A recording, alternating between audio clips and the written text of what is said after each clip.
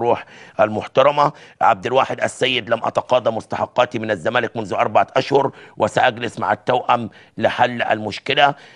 جلال إبراهيم: حسم انتقال ميدو خلال أسبوع. يعني أعتقد أن الملف ده يعني اتقفل، بس ساعات سيادة المستشار يعني بيبقى عنده المعلومات متأخرة شوية.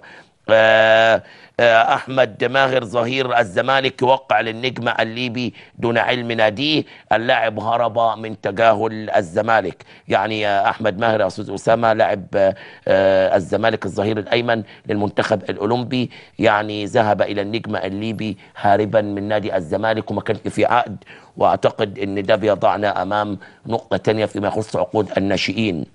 لا كمان سنتين ثلاثة هنلاقي الزمالك أو الأهلي بيدفعوا فيه ملايين عشان يجيبوه. دي مشكلة.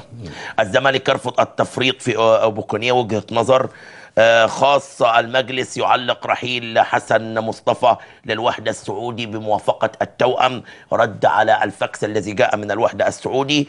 التوأم يضغط لحضور ميدو إلى القاهرة، وأحمد جلال يؤكد قيد اللاعب مقابل. على فكرة كل الأخبار دي أنا مش عارف موضوع ميدو عليه لغط كبير، يعني هل بالفعل ممكن يعني التوأم يرفض ميدو أغلق ملف الزمالك؟ هل فعلا في خطة لتسويق ميدو من ميدو داخل مصر؟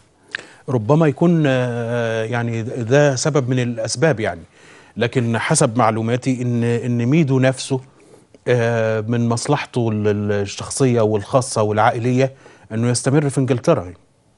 يعني انا عندي تصريح هنا، انا مش عارف موضوع ميدو يا جماعه، انا مش اعتقد انه كله لغط، يعني انا مش هي زي انت قلت يعني هو من باب التسويق يعني. مش عارف يعني. على مسؤوليه جنش اللي هو حارس مرمى الاولمبي، سانتقل للزمالك. اسمه ايه؟ جنش. يعني ايه جنش؟ ما انا عارفه انه محمود عبد الرحيم، بس عرف لنا يعني ايه جنش. المهم في مشكله. احمد عفيفي رئيس مجلس اداره نادي الاولمبي بيقول ان السوق عرض وطلب وليس على مزاج حسام ابراهيم، واللاعب حارس المرمى اللي هو محمد عبد الرحيم جنش مصمم على ان يذهب للزمالك، فبيقول حاجات متناقضه عما يقوله مجلس ادارته في الاولمبي. ما احنا لو عندنا قوانين ولوائح واضحه وعندنا احتراف صريح، ما كنش بقى يعني هنضيع وقتنا في تصريحات وده بيرد على ده وللأسف بتتخذ وسائل الإعلام أداة في زيادة أسعار لاعبين أو في الضغط على إدارات معينة للإفراج عن لاعبين. يعني أصبحت أداة للسوق الاحترافي ده اللي غير منضبط بالمرة.